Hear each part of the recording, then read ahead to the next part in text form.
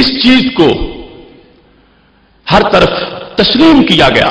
हमारे बड़े से बड़े दुश्मन भी आला हजरत का नाम सुनते ही कांप जाते हैं, और ये आईना दिखाया गया उनको कि तुम्हारे भी तर्जमे हैं, हमारे भी इमाम का तर्जमा है, मगर उन्हें इसका मुकाबला करने की हिम्मत नहीं हुई।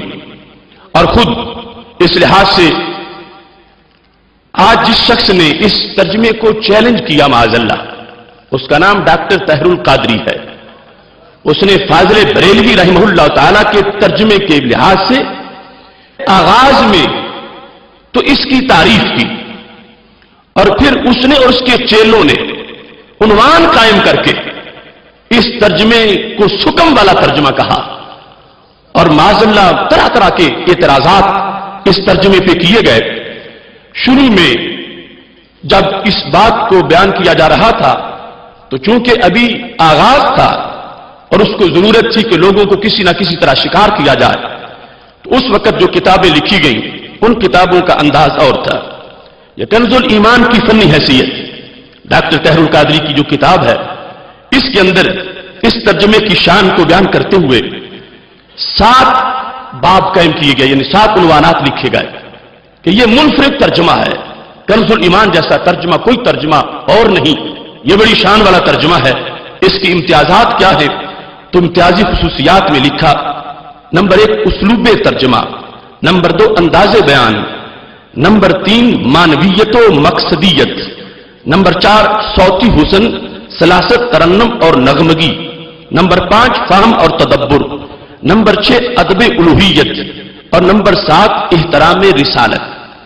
कि यह तर्जमा यह खुसूसियात बतौर खास रखता, इन चीजों को बयान किया गया। मगर वक्त गुजरने के साथ साथ जिस वक्त यह समझा कि अब मैंने काफी लोगों को बरगला लिया, तो उसके बाद नई सूरत हाल शुरू हो गई। जो चीजें आला हजरत के तर्जमे में नजर आईं सब आंखों से गायब हो गई, और फिर अपनी तरफ से यह दावा किया जाने लगा कि वो तर्जमे जो 1 सदी पहले लिखे गए वो अपनी हकीकत अहमियत खो चुके हैं, अब उनकी जरूरत नहीं रही।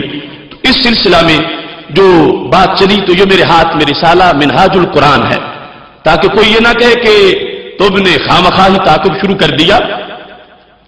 हमें इस बात का पूरी तरह एतराफ और एहसास है अहले सुन्नत किन हालात से गुजर रहे हैं।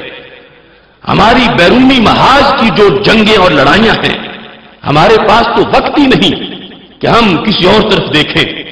मगर घर को आग लग गई इस घर के चिराग से, जब ये आग लगी हो तो घर की ना बुझाएंगे तो बाहर की जाके कैसे बुझा सकेंगे।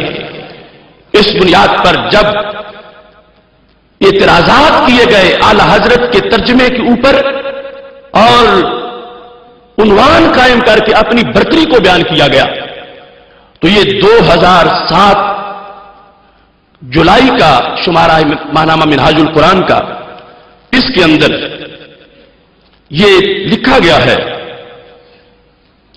इस सदी की अवाइल दहाइयों और पिछली सदियों में लिखे गए तराजम चूंकि साइंसी तरक्की और उरूज से पहले वजूद में आए, लिहाजा इस साइंसी दौर में बड़े बड़े मोतबर तराजिम भी अपनी अहमियत खोते हुए नजर आते हैं।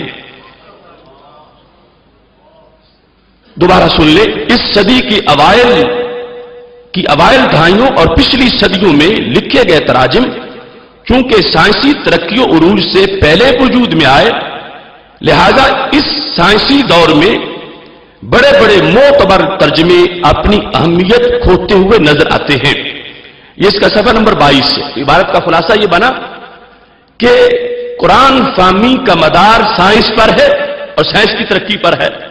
क्योंकि अब साइंस ने तरक्की की है तो फिर कुरान भी अब समझ आएगा, जबकि हमारा उरूज तो माजी में है।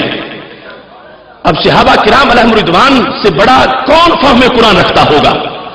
तो यहां दलील यह पेश की जा रही है चूंकि अब तरक्की हुई है और वो तर्जमे पहले लिखे गए हैं, इस वास्ते वो तर्जमे माज़अल्लाह कहा गया अपनी अहमियत खो चुके हैं। तो इसके साथ यहां पे 7 अबवाब कायम करके, जो वो 7 अबवाब اس کتاب کے اندر پہلے کی یہ کتاب تھی کہ کنز الایمان بڑی شان والا ترجمہ ہے، پھر اس کے اندر 7 ابواب قائم کر کے باقاعدہ اعلی حضرت کے ترجمے کو لکھ کر اپنی برتری کو ثابت کیا گیا۔